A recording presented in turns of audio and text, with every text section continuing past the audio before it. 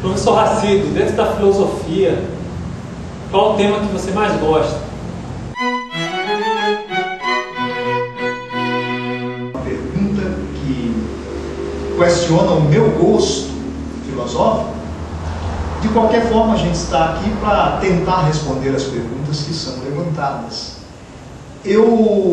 A questão que mais me interessa em filosofia é sobre o próprio pensamento. O que é pensar?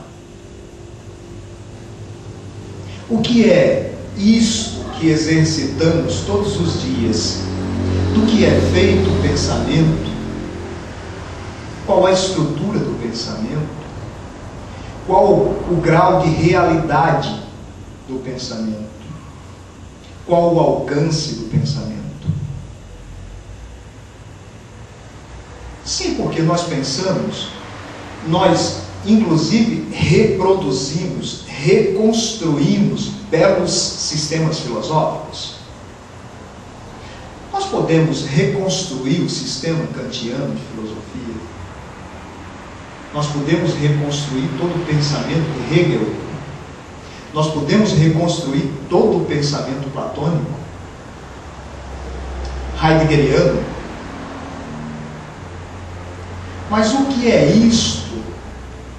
Esse instrumento chamado pensamento, a partir do qual nós podemos pensar, nós podemos reconstruir sistemas, nós podemos indagar. Qual a essencialidade do próprio pensamento? O que é o pensamento? Veja que interessante. Para alguns filósofos, a importância maior e a questão maior se dirige ao que acontece na physis, na sensibilidade, no mundo objetivo. E de algum modo a humanidade está viciada a questionar apenas sobre o mundo sensível, sobre a realidade sensível. Nós fazemos mais ciência, em certo sentido, do que filosofia. Porque num dado sentido, a filosofia surge platonisticamente falando. A filosofia surge quando deixamos de indagar sobre a causação física e indagamos sobre causas, sobre seres e ideias que não são físicas. Então, Platão torna-se um divisor de águas na filosofia quando ele traz uma indagação que não se limita à experimentação sensível, que não se limita aos fenômenos naturais, mas pode pensar sobre algo que não está no âmbito da sensibilidade. Então, a questão que mais me importa na filosofia, particularmente, é sobre o alcance do próprio pensamento. Qual o alcance do pensamento? Nós podemos pensar sobre coisas sensíveis e nós podemos pensar sobre coisas que não têm propriedades sensíveis, que não têm características sensíveis, que não têm aspectos sensíveis. Mas como isso pode se dar? O que faz do pensamento um instrumento capaz de elaborar esses questionamentos sobre algo que não é palpável? Porque na vida sensível, na vida comum, nós sempre nos deparamos com realidades palpáveis, realidades experimentáveis a partir dos nossos sentidos. Mas veja que coisa espantosa. Mesmo assim, podemos perguntar sobre a infinitude. Podemos perguntar sobre a imortalidade. Podemos perguntar se há algo como isso, imortalidade. Mesmo convivendo com a mortalidade dia após dia, o pensamento humano é capaz de indagar sobre imortalidade. Então, me espanta o alcance do próprio pensar. E as questões, para mim, mais profundas, são essas questões que me fazem refletir sobre o alcance do próprio pensamento. Para mim, um filósofo é filósofo a partir do momento em que ele traz ao pensamento uma condição de autorreflexão, na qual e a partir da qual o pensador é aquele cujo pensamento indaga sobre si mesmo. O pensamento perguntando a si mesmo o que é o pensamento. Qual o alcance do pensamento? Qual a substância do pensamento? Se é que ele tem uma substância.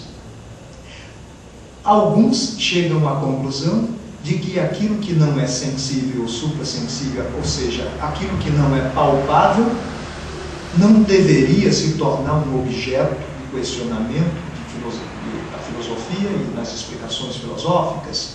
E aí tentam superar, por exemplo, a metafísica platônica, a ontologia platônica.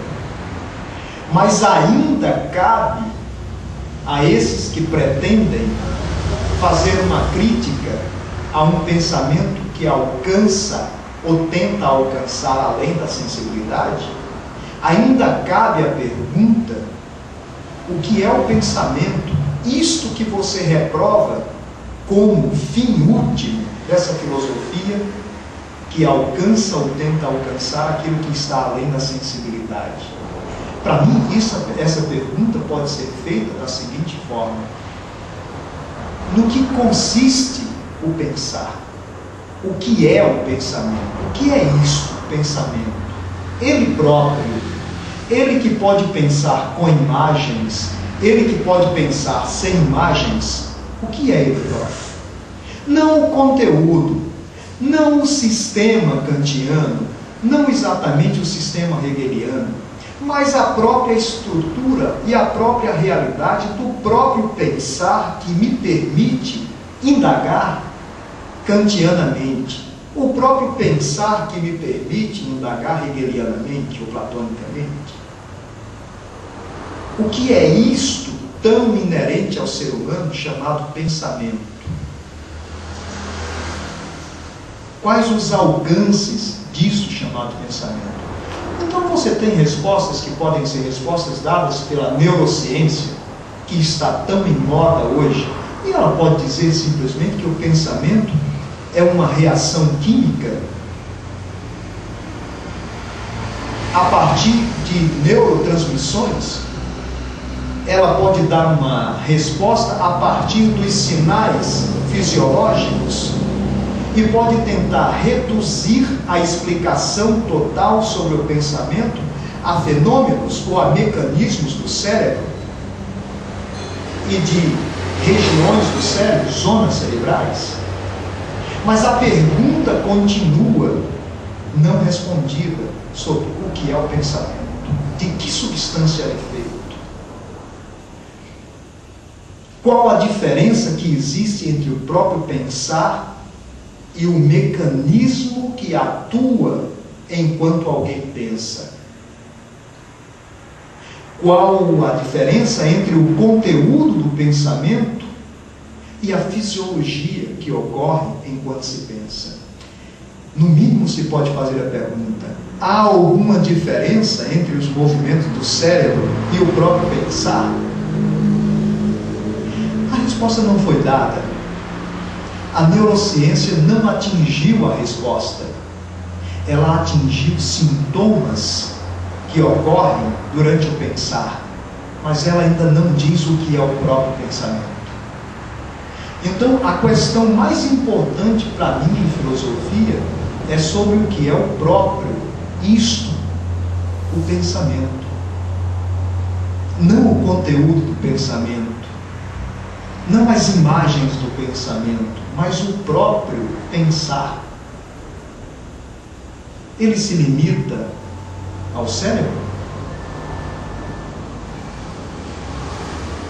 A metafísica ousa ir além dos sintomas A metafísica ousa ir além das aparências sensíveis.